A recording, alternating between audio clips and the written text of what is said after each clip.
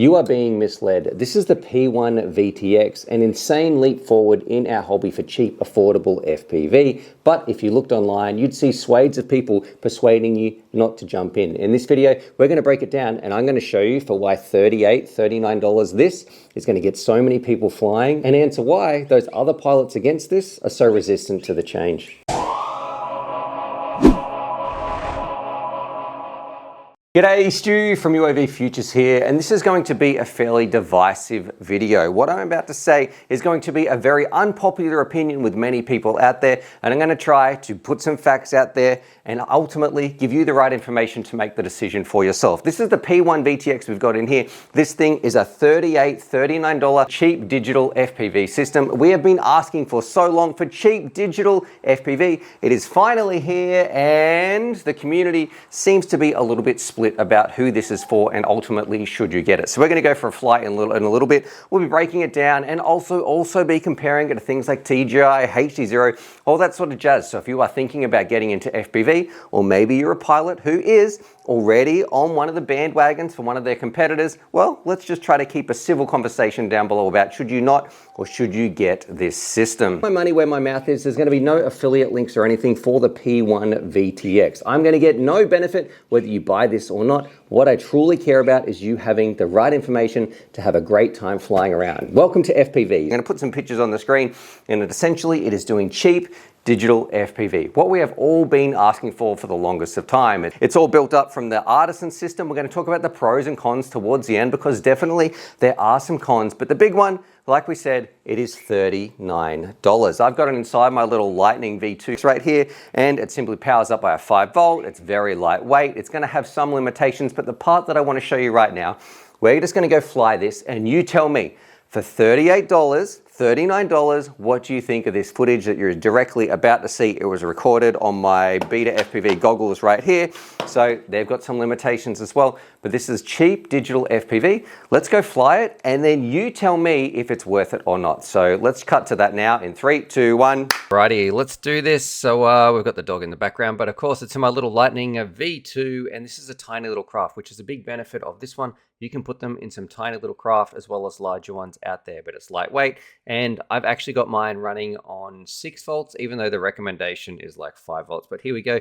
And this is the part that I find very difficult to argue with. This, what you are seeing right now, I know it's not perfect. It's 38 bucks. How can you complain when you get a camera, a VTX, and an antenna to put inside your drone? And it looks like this. This is exactly what was getting sent back to my goggles too, and this is the DVR that was recorded. So I think it's outstanding. Is there latency? Yes, it's not nearly as bad as like some of the other systems, which I would say are like the Ascent. This one, it felt fine. I felt fairly confident flying this thing around, and you will watch this the whole time. Look at the amount of breakup we have, the amount of dropouts, or the amount of like error rate that we are getting. It is pretty insignificant. It didn't feel like it was freezing or juddering or anything like that.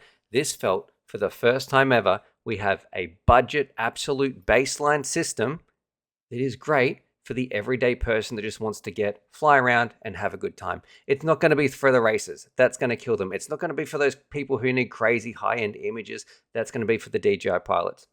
It's not even going to be for people who like to tinker, which might be like open IPC. I really liked how the camera, it fits like a standard camera mount when you're putting it inside your drone. Everything about this, it's just doing exactly what I want it to do to get people into the hobby. And look, it's not just because this product, I should say, it was sent to me for free. There's no affiliate links, but I have absolutely said some betafpv products I hate. Things like the Cetus. I thought that was absolute garbage. This is purely to give you the information. I think if you're a new pilot, what is it that I like about this? Does this look good enough for my sort of flying? This is what I would recommend to my friends or my friends' kids who want to get into the hobby and say, Stu, is this a cheap budget option? Yes. I understand there is no proof in the future of how far is it going to go. I understand that we don't have a dedicated VRX, and I really don't like the goggles that go with it, but look at this video link.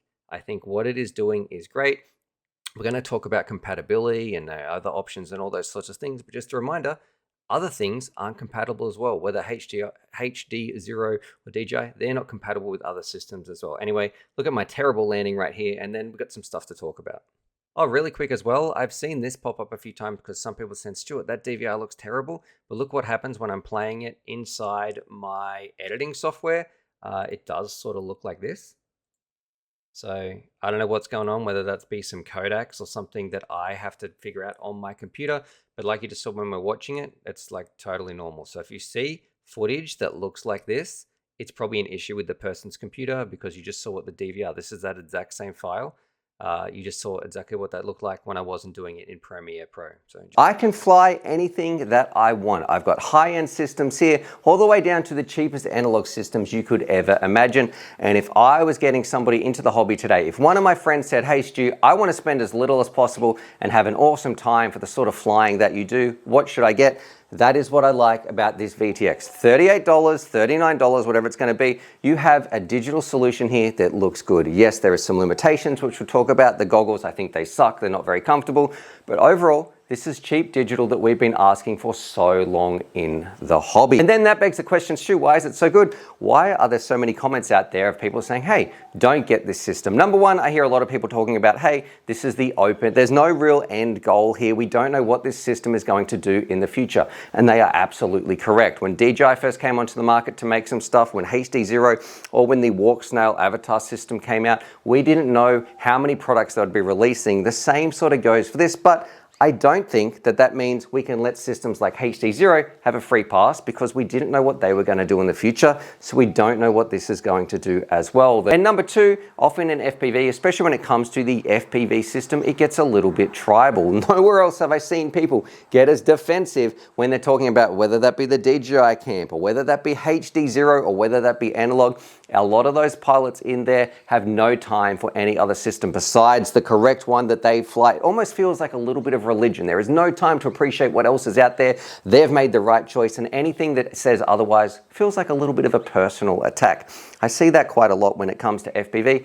I actually don't care what system people fly. I want you to have the right information and have a great time out there. And it's not about having the best gear.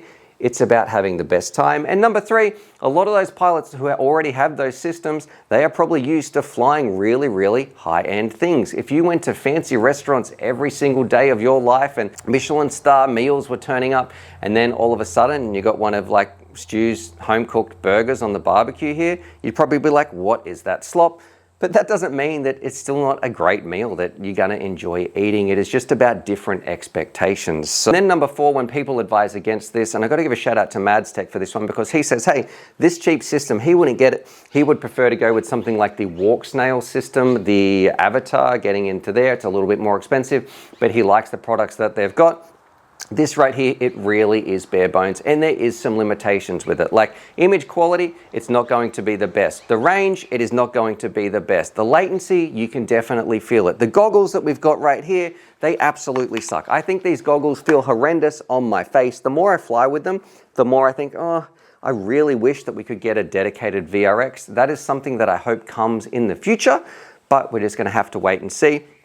And finally, let's talk about compatibility. This comes up again and again when we look at these ArtLink systems or are running on Artisan. Our community has been asking for cheap digital FPV. And it doesn't look like at the current moment that this is compatible with other ArtLink systems. So whether you're going to jump over and you're going to fly maybe the Draco, which is coming out from HG LRC, or whether you're going to be looking at like the Protoss or the Ascent Lite, all those systems, there is no compatibility at the moment between those. Those companies are under no obligation to make it compatible, but here's the question that I've got to ask as well.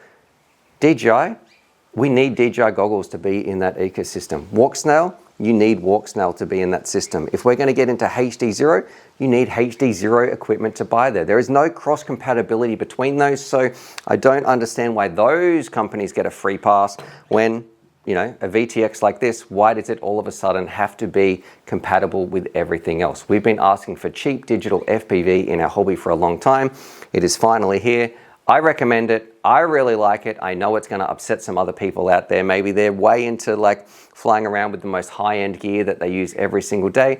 I care about getting people flying. There is no affiliates in here. I couldn't care less that yes, this product was sent for free, but have a look. Like I called the Cetus from betafpv absolute garbage. I hated that kit. I'm just telling you, this is what I would recommend my friends to get, fly around and have a good time. There will be some more updates on this. There will be some more testing and comparisons between systems. But right now, if you were going to jump in, this system, I think, has incredible legs. It shows so much potential.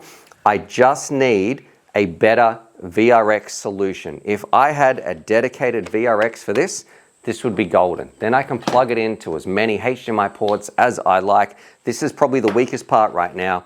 The goggles themselves, not very comfortable.